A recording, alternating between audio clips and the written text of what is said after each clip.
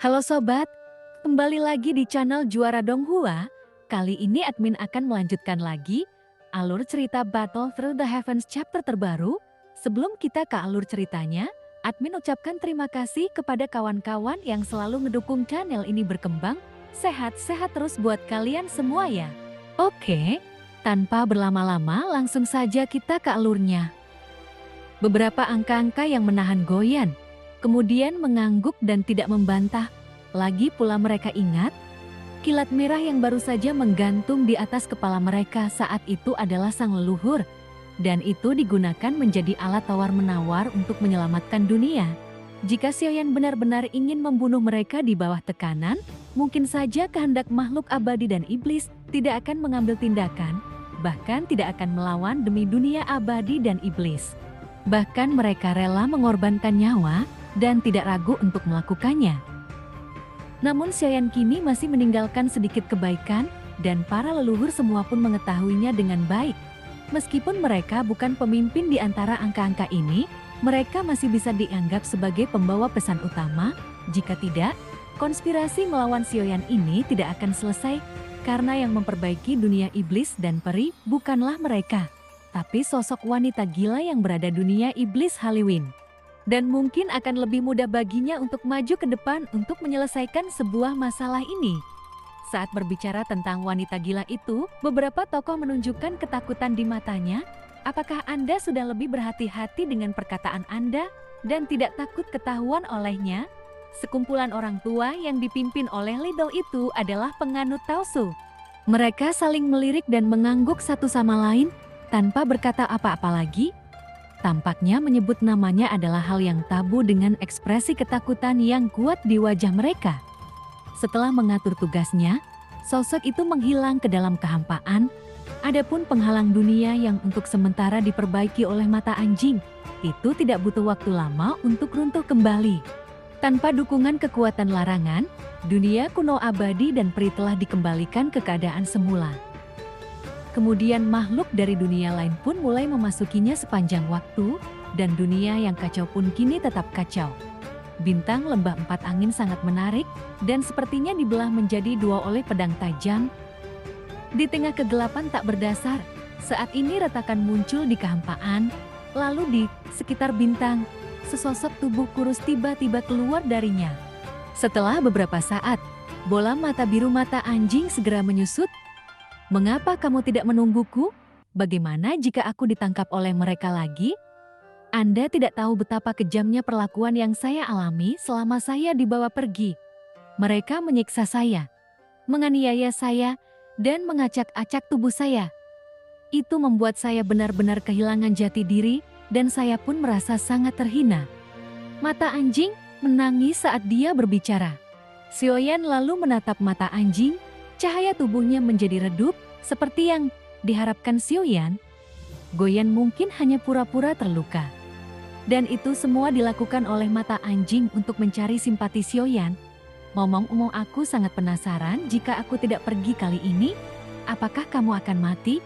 Lalu Xiaoyan mencubit dagunya dan menatap mata anjing itu sambil berpikir seolah dia benar-benar sedang berpikir serius. Ini bukan pertama kalinya karakter Goyan menipunya. Goyan berkata, kupikir kamu khawatir, ternyata tidak. Aku akan membunuhmu dengan 1000 pedang. Kamu benar-benar tidak berperasaan. Saya disiksa, tapi Anda tidak panik. Saya hampir sampai mati oleh mereka. Melihat mata anjing yang marah, Xiaoyan tiba-tiba menyeringai. Namun beginilah cara mereka rukun berdamai dan bermain dengan mata anjing. Sepertinya menjadi salah satu dari sedikit kegembiraan yang dimiliki Xiaoyan. Dalam perjalanan kultivasi, perlahan-lahan Xiaoyan terlepas dari kutukan mata anjing di belakangnya. Xiaoyan lalu bergerak menuju 4 tulang angin. Namun Goyan terus mengumpat dari belakang, hingga Xiaoyan mencabut lengan Zi dan melemparkannya ke Goyan. Tanganku, kamu benar-benar masih peduli padaku? Dan kamu benar-benar menemukan tanganku. Melihat lengannya, mata anjing tampak sangat senang. Xiaoyan melihat tubuhnya bergerak, namun ia melihat lengan transparan dan lengan ungu ini bukanlah warna aslinya. Karena itu digunakan untuk membunuh terlalu banyak makhluk dan menyerap terlalu banyak energi jahat. sehingga menjadi iblis dan berubah menjadi warna ungu. Saat lengan itu kembali ke sisi Goyan, warna ungu di atasnya mulai menghilang, seolah monster itu telah dimurnikan dan memperlihatkan warna aslinya yang bisa ditembus cahaya. Saya punya 2 tangan, sehingga saya bisa mengalahkan orang dengan tangan saya sendiri. Xiuyan telah memasuki jantung di bagian terdalam dari retakan. Lalu beberapa bangunan yang tersebar dapat dilihat dalam kegelapan.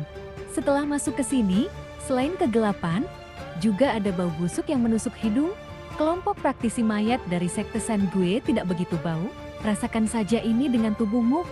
Xiuyan kemudian menatap mata anjing yang perlahan melayang. Kemudian itu memisahkan lengannya darinya, dan tampak aneh, juga tidak pada tempatnya. Sekarang Goyan telah ditangkap, tidak perlu lagi khawatir. Goyan akan ditangkap dan tidak perlu mengirimnya ke Lingsu lagi.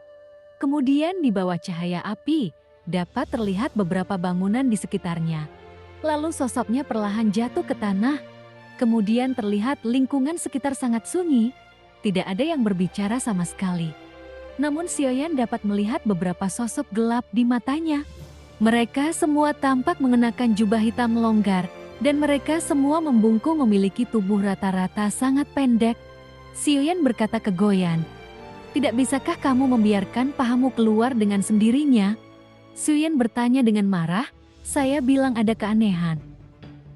Artinya bisa merasakannya tapi tidak bisa mengendalikannya. Tapi aku yakin pahaku ada di sini." Goyan berkata dengan ragu. Lalu Xiuyan segera berpikir bahwa lengan ungu itu juga berwujud manusia ketika dia berada di sekte San Gue. Itu juga memiliki pemikiran dan keinginan sendiri. Melihat mata anjing itu, mata besarnya saja memiliki kecerdasan seperti itu, dan saya khawatir tubuh lainnya tidak jauh berbeda memiliki kemampuan kecerdasan juga. Akankah tubuh Anda dilahirkan dengan kecerdasan spiritual yang terpisah? Xiuyan langsung menatap mata anjing itu dengan aneh. Namun saat menghadapi tubuhnya yang lain, mata anjing itu sepertinya memiliki dominasi mutlak. Tubuh saya sendiri memiliki master anjing spiritual. Jika saya meletakkan salah satu paha saya di mana saja, saya bisa menjadi penguasa dunia, kata Goyan dengan bangga. Xiuyan pun mengerutkan bibirnya ketika mendengar ini, dan kemudian menyadari bahwa itu hanyalah komunikasi yang tidak efektif. Saat dia terus berjalan ke dalam, keadaan menjadi semakin gelap. Dalam aura yang tersapu oleh kekuatan jiwa Xiuyan, terdapat aura yang sangat kuat dalam kegelapan itu. Jika berjalan seperti yang diharapkan, paha Goyan mungkin lebih kuat dari lengan ungu. Saat ini, melihat bangunan bobrok di sekitarnya, tempat ini seharusnya tidak terlihat seperti ini sebelumnya. Tapi sekarang sudah tidak seperti dulu lagi. Xiuyan kemudian membalik telapak tangannya dan kepulan asap putih terbakar muncul. Dia lalu melemparkannya dengan lembut dan terbang ke udara.